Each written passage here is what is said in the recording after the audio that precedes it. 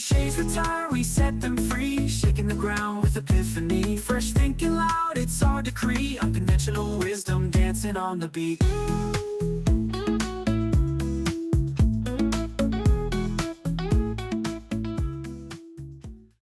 Hello, this is Kim Miller-Hershon, and welcome to Unconventional Wisdom about conventional wisdom. I am so excited today. We are talking to the OG of IT, Joe Popper of the Popper Tech team.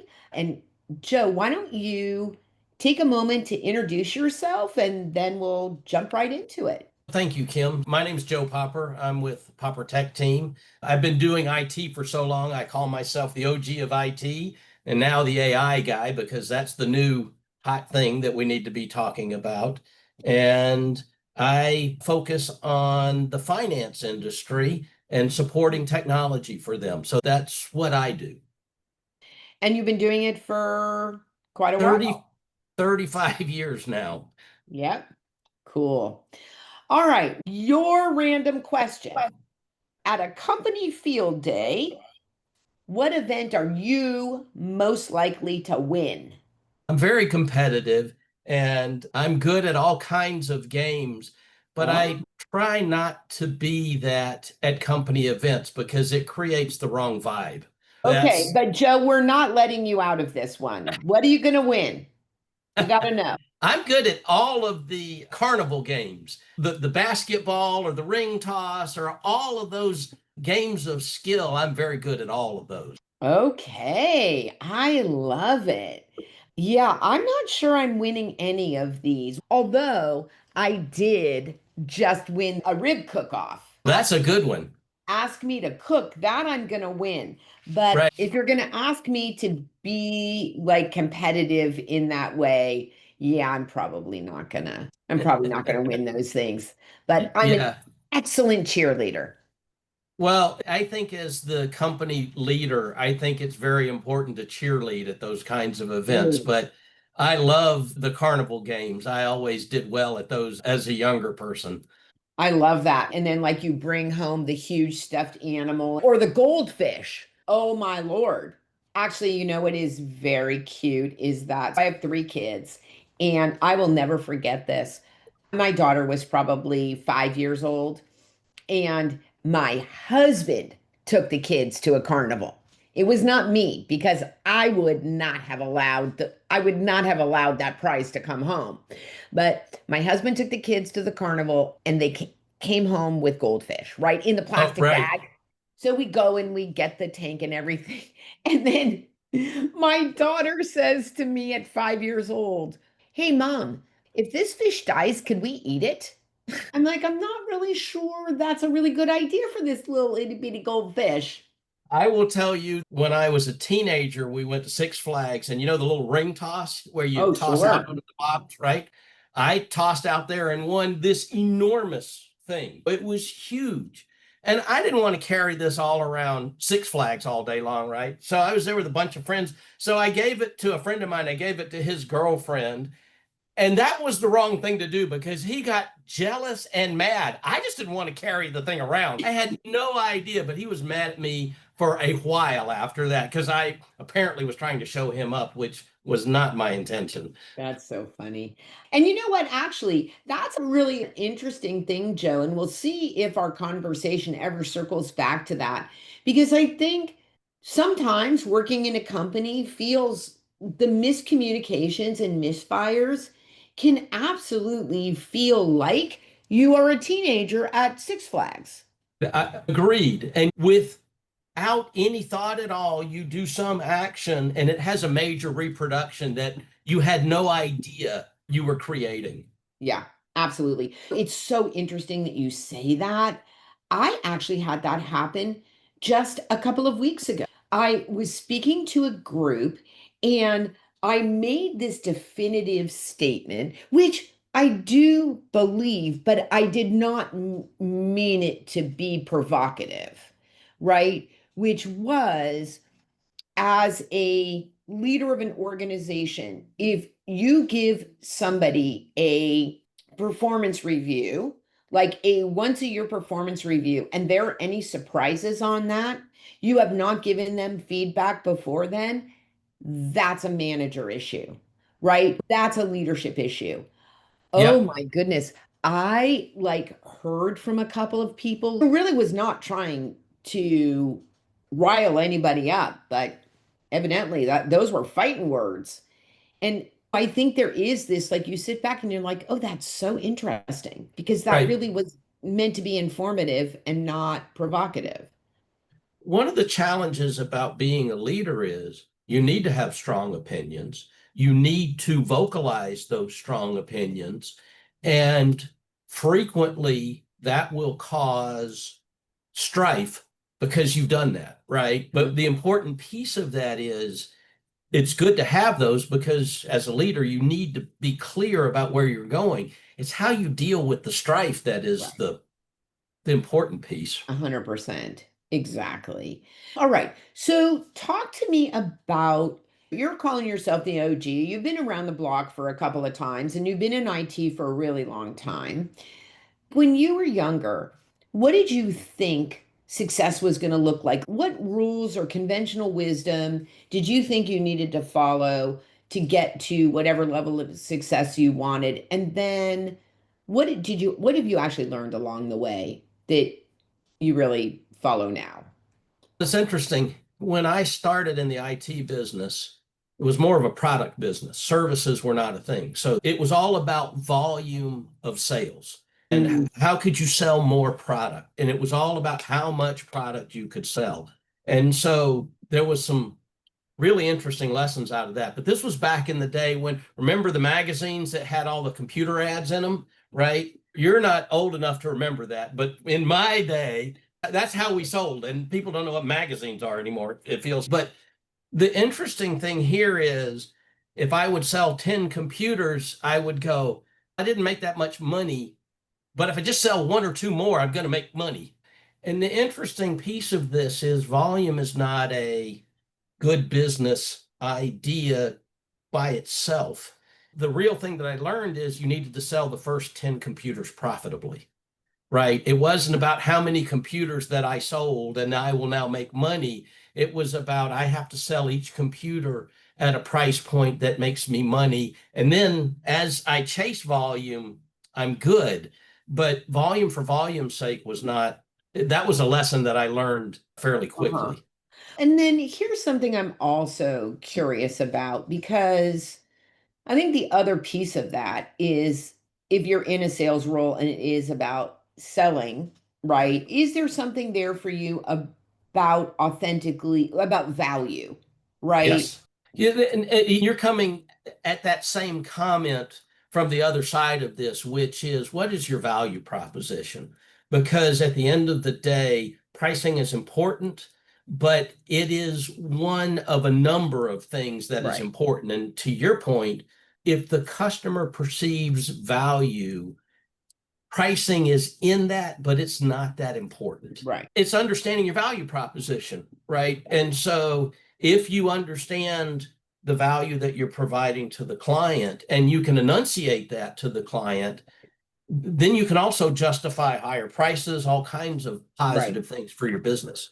And I think the mistake a lot of salespeople make is that they just want to say what they think the value is versus actually asking the prospect what's important to them.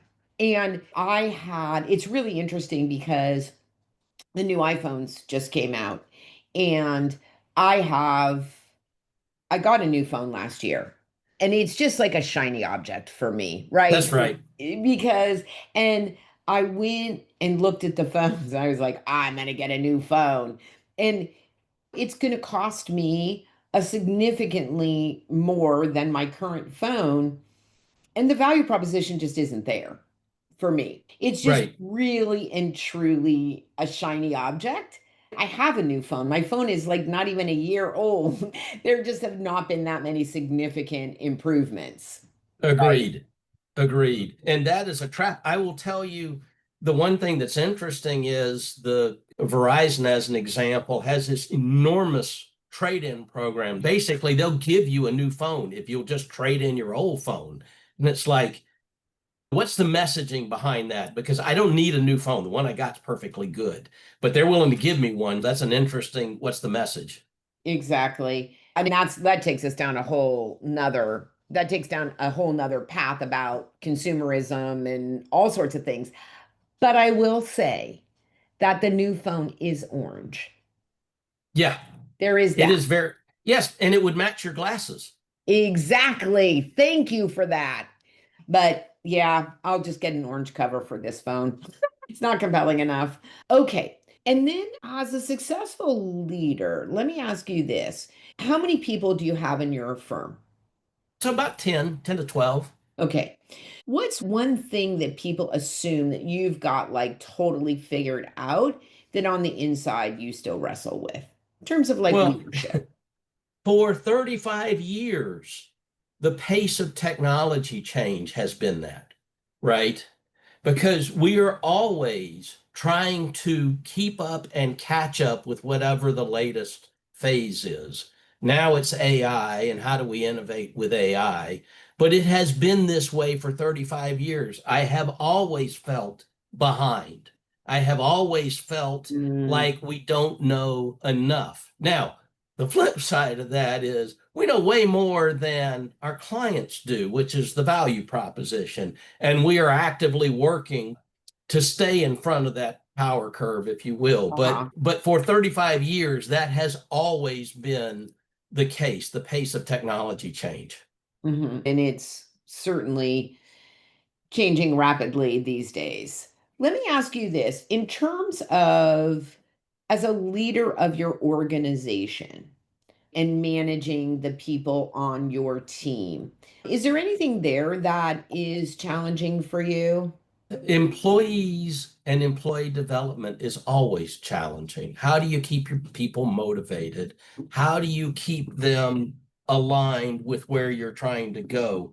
And I will tell you that for me, and this is the entrepreneurial mindset, and it took me a long time to understand this, but as an entrepreneur, you get a blank sheet of paper and you sketch out whatever it is you want, from a business model to a business process. That's what you do.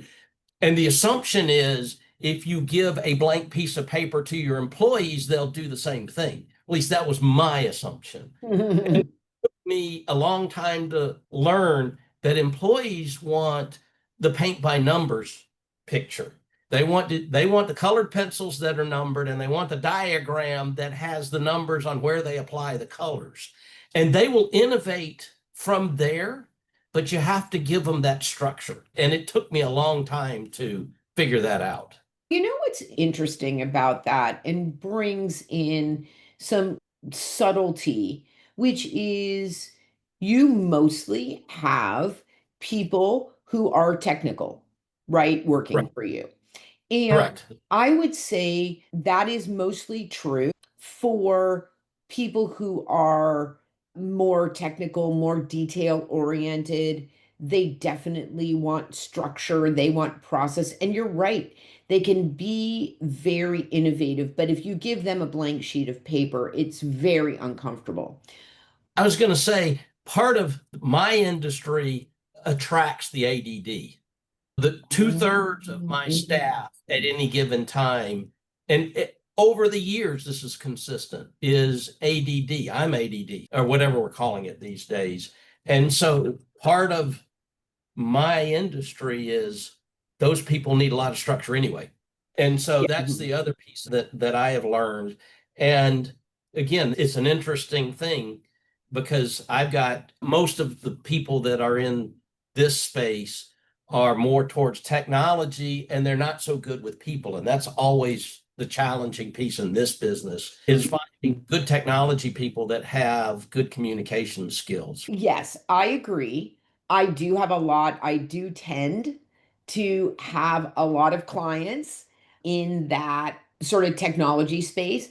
Here's what I'm going to say, because I think you said something that really I find very interesting. I would rephrase what you said is sometimes technical people who are good computers and so forth and technology, They may not naturally be good with people, but what I've had so much success with is giving structure and process to human communication.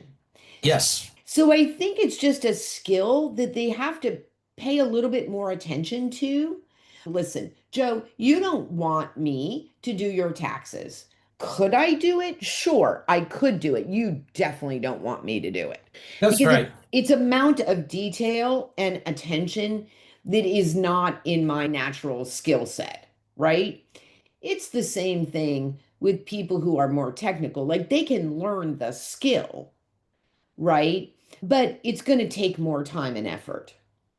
I will tell you, I have made a career out of helping those engineers, and self-admittedly, they would say this, that they're socially awkward, but I have helped them to be comfortable in the business environment and able to communicate effectively. It has just become part and parcel of what I do with my companies, right? That's just a thing. When I was early in business, one of my very first employees was incredibly socially awkward, couldn't dress well, did not talk well. And I told him at the time that I hired him, you're going to be my 10-year project. And over the years, he became one of my best engineers. He now runs his own MSP. I love that. Yeah. That's a great testament to people's ability to grow, right? Yes. Yes. Yeah, I love that. And MSP is managed service provider for anybody Thank you. who, right? Forgive me for talking shop, but yeah, he basically runs his own organization, has turned into a great sales guy and promoter of his own business. But I did tell him it was my 10-year project, and he grew over those 10 years. Joe, if you could rewrite the rule book on leadership, what's one outdated belief that you would get rid of, and then what would you replace it with?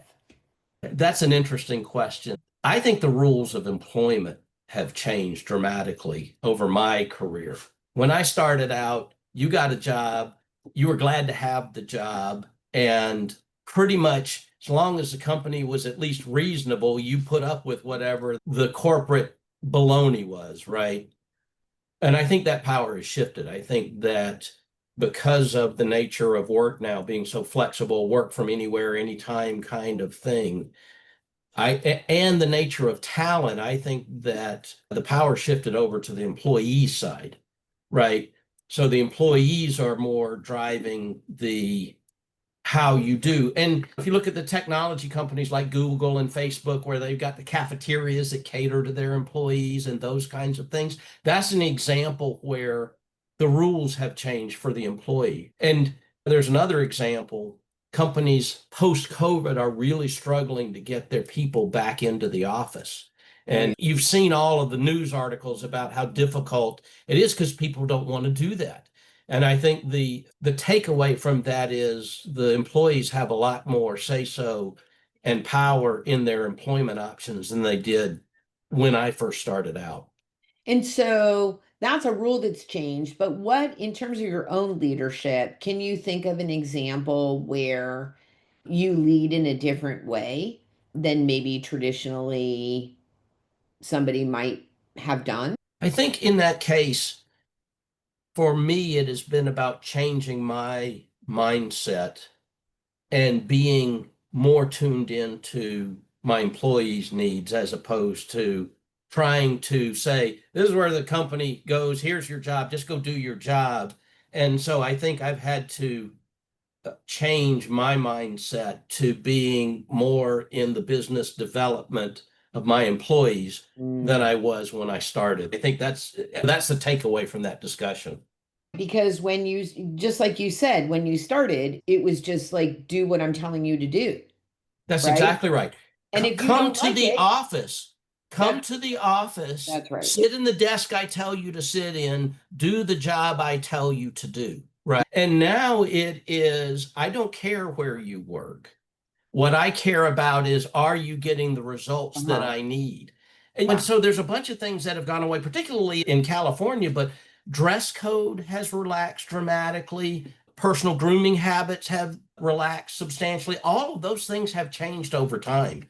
They have, right? But I also think that if you're not client facing, it 100% has changed, right? I still do think that it's appropriate if you have anybody who is client facing to have some standards or a certain dress code. I will never forget this. This was way before the pandemic, but I was doing a an engagement at Ernst and Young, Yeah. and I remember going into the ladies' restroom, right? And on the inside of the stall door was a document that basically said, this is what casual Friday dress, this is an appropriate dress, right? For casual Friday. And it just listed like what all the things were. And I would very serious, even at a place like a big five accounting firm or big four accounting firm at this point,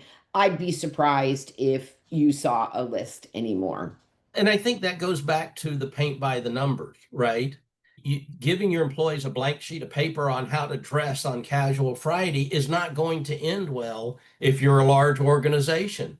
And so I think that's the colored pencils and the paint by numbers that you saw on the back of the restroom stall. Yeah. Yeah. Even at the time, honestly, I thought that was very interesting. On the one hand, on the other hand, I have I know an outsourced HR person who had an engagement with a firm, and this is right after the pandemic when things opened up, and she was conducting interviews for them. And a young woman literally showed up at an interview in a sports bra. Oops. Oops. Yeah, I know you're going to be shocked to hear this. She didn't get the job. Yeah, shocker. Shocker. Let me ask you, what's your opinion about this change? Not about dress, but just the shift that you just talked about, how you are more in tune with your employees and what their needs are. Is it a pain, or do you wish that it had happened to you back then? I think in large part it's been a positive change. I think that people are, I think the work-life balance has improved, particularly when you can work from home on some days and come into the office on some days. But we still, as a business community, have not wrapped our hands around and our head around what really works. Is it everybody in the office? Is it everybody work from home? Is it the hybrid model? We still have not come to grips with what is the right business model for that, because there are pros and cons to each. And I don't think that's been untangled. I would agree. And here's, although I think I feel like I'm going down a rabbit hole here, but I'm going to do it anyway. So I think talk about things that never got figured out. This shared workspace where people no longer have an office, where everybody is in the pit and nobody has privacy or lack of distraction, a quiet workspace or whatever. I think that was maybe one of the worst trends and biggest mistakes that was ever done. And it's still ongoing. Oh, yeah. You and I get to go into some of the larger offices in downtown San Francisco, and it is an open floor of open desks. And you just walk in and find an open desk and plop your laptop down, and there's your setup. And I'm not sure I would like that. Me personally, I want my space There you go. and I want my stuff. And Yeah. it doesn't have to be a lot of stuff, but I want my stuff. Yeah. And I think culturally, when you think about it, that lack of permanence, here it is. You want people to come back to the office because you want the camaraderie. It's about culture. And yet, when nobody has an actual space, I don't know how much you're accomplishing. But I suppose, Right. it's a case by case basis, but still. And then the cost of technology and equipment having gone down so dramatically, frequently you have better monitors at home than you have in the office. And so you would rather be home, and yet the company is telling you to come into the office. And so you really have to look at, how do I motivate my employees? At the end of the day, how do I motivate my employees? And part of that motivation is where they sit and how they do their work. Absolutely. I think the other thing is too, is that I think one thing that would be very helpful is to, I think one thing that hasn't happened is that we said everybody has to come back to work 1 day, 2 day, 3 days a week. But what we haven't done is redefined what work in the office looks like versus what work at home looks like.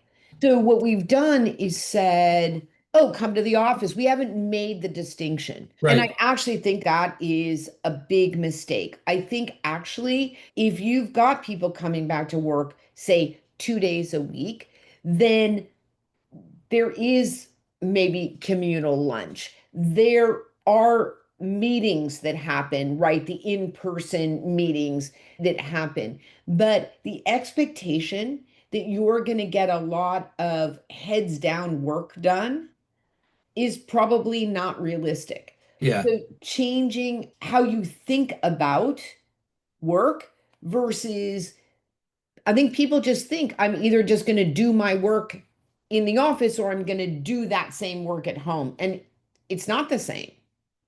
Yeah, it's not the same. And the other challenge is, when people are at home, there is what I call work drift. So we're busy people. I've had this past employees where they're working from home, and then all of a sudden I call them and they're at their kid's baseball game coaching the thing. And these are work hours here. And they're going, yeah, but I'll make this up later.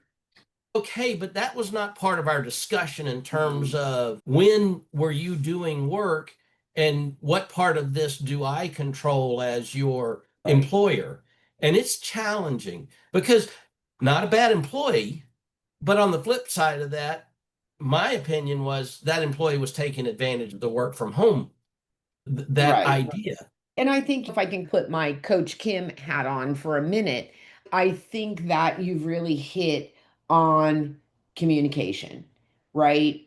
It's that he made an assumption what was acceptable and not acceptable because he wasn't trying to deceive you. He took a call at the baseball game, right? That's right. But I do think that, listen, you can't know what you don't know, right? Now that it's come up, it reminds you, oh, I need to have that conversation up front. But I do think as a leader that thinking through what the expectations are, I get this all the time generationally. So Yes. I hear often from boomers and Gen X's, oh, these kids these days, they don't work hard. What's really interesting, I challenge that because what I would say is what work hard means to you and what work hard means to a 30-something-year-old is very different. And I believe that 30-year-olds can work more hours and just as hard as we can. But just like you said, they're going to go to the baseball game, they're going to go to their things, and they're going to work at different times, right? That's right. But there has to be an agreement about what that looks like. Yeah.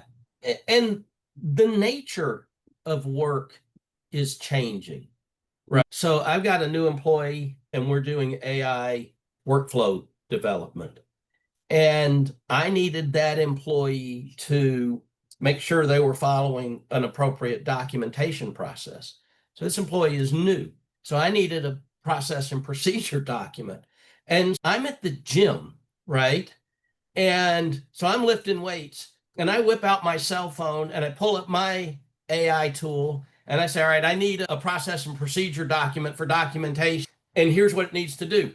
set the phone down. I go push up some weight, right? I come back, I look at it, and I go, all right, I need you to change this and this. I put my phone down, I go push up some weight. And I went through that, and in about 20 minutes, I had a 5 or 6 page process and procedure document for that employee.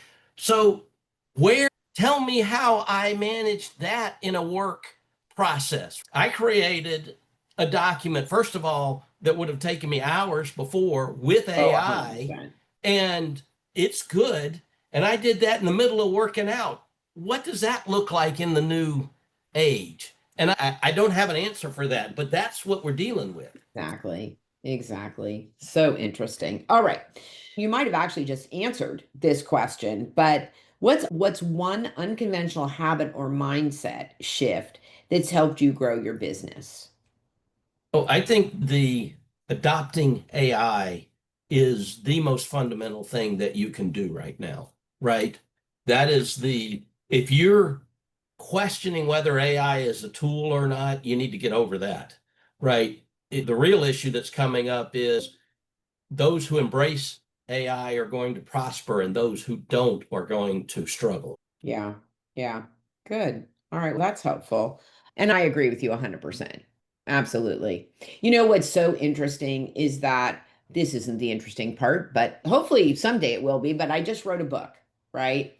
And one of the things, and I'm talking to publishers right now, and one of the things that I've said to all of them is that there has to be an AI component to this book, that because it's about unconventional wisdom, and my goal is for people to figure out how to do things differently, that we will have an AI agent that knows the content of the book and knows about different styles, and people will be able to interact with the content in order to actually make the content of the book live for them, right? Yes, yes, It's very exciting.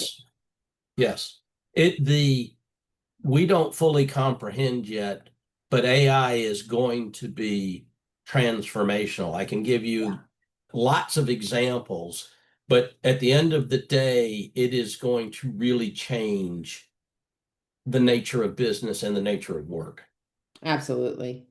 Absolutely. All right. So this is your last question. So we're Okay. bringing it home. Many leaders secretly struggle with imposter syndrome, self-doubt of some kind. And this is really a two-part question for you, which is, where is it going to show up for you? If you're going to feel it, what's the circumstance? And what do you do about it? What tips do you have for our listener? The easiest way to get imposter syndrome is to try and sell your company and your services.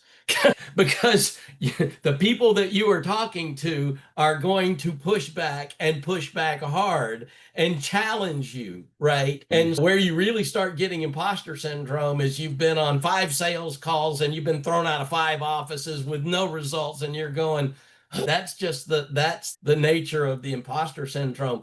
But then you go to that next appointment and you tell the same story you told the other 5 people, and they love you and they say, where have you been all my life? And where do I sign?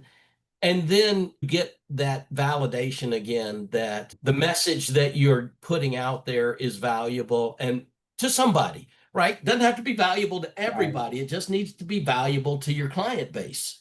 And I think what I would extrapolate from that, and you tell me if this resonates with you, is really resilience Yes. and staying in the game. Yes. I will tell you the other one is belief.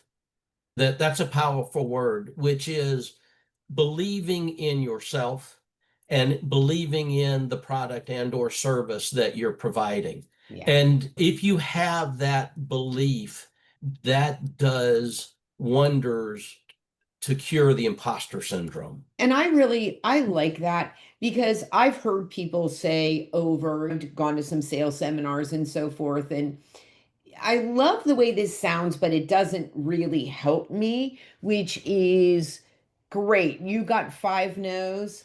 that's just one step closer to the yes. That's And right. intellectually, I like the way that sounds. That's not how it feels, right? That is exactly right. That is not how it feels. And so it's very hard to adopt that mindset of, oh, I just got to know. And I'm going to get some more no's, but I'm going to get a yes. Yeah. It is really hard to stay on top of that emotionally positive Right. outlook when you just, because it's business is hard and people are hard on you because they naturally want to make sure they are getting a good product. That's their job. That's right. That's their job, is to be hard on you and to make sure they're getting a fair exchange of value that we talked about earlier. But to your point, it is just getting up every day and getting after it. That's right. Exactly. And I think there is a really important message there around staying in the game, Yeah, getting up the next day and doing it again. Certainly, if you're getting a lot of no's, it behooves you to look at your processes, to look at what you're saying, to get curious. And maybe there are things that you can tweak, but some of this really and truly is a numbers game. that's right. And it is really not a reflection on you. And I think that's the other thing, right? Taking it everything very personally is a Right. problem. And I think it's also, when you said this, I'm just restating what you already said, which is that their job is to take care of themselves and their business. That's right. And if you are not that person, even though, and your service is not going to do that for them, that's actually a choice that they get to make. That's right. Right. And if it's not the right fit, it's not the right fit. So, yeah. So I think it's really just staying in the game, getting curious, and not taking it personally. Which is hard. It is hard. That's really hard. Yeah. And so, that's where your support systems on the personal side of your life are so important, right? Where you've got the friends and family connection, where you've had a tough day at work and you can go somewhere else and get your battery recharged because it wasn't at work that day. There are plenty of days where work will charge your battery, and then there are those days where it doesn't. And so how do you charge your battery externally? Oh my gosh, Joe, I love that. And it's so true. And here's, I think, the one sort of piece of advice that I would say is that make sure that you're really checking in with yourself about what kind of support you need. So that if you've had a tough day at work or you're just not feeling it for whatever reason, that you're going to the right to get nourished. That's right. That's right. Yeah. Yeah, it's Yeah. important. And it's different for everybody, but the important piece is, how do you charge your batteries? There you go. Amen to that. All right. That is a perfect note to end on. I know that you, as a listener, have gotten so much good advice and so many gems from Joe today. And Joe, I just want to thank you so much for agreeing to be a guest, for really being open. And like I said, I know that listener really got something important from this. So thank you.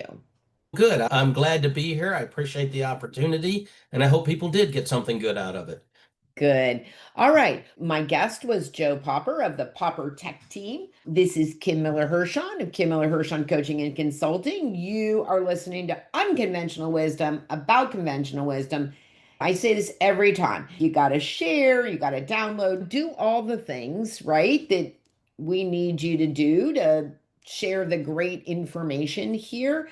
And most importantly, go out there and be a better human. Cliches retire, we set them free. Shaking the ground with epiphany. Fresh thinking loud, it's our decree. Unconventional wisdom dancing on the beat.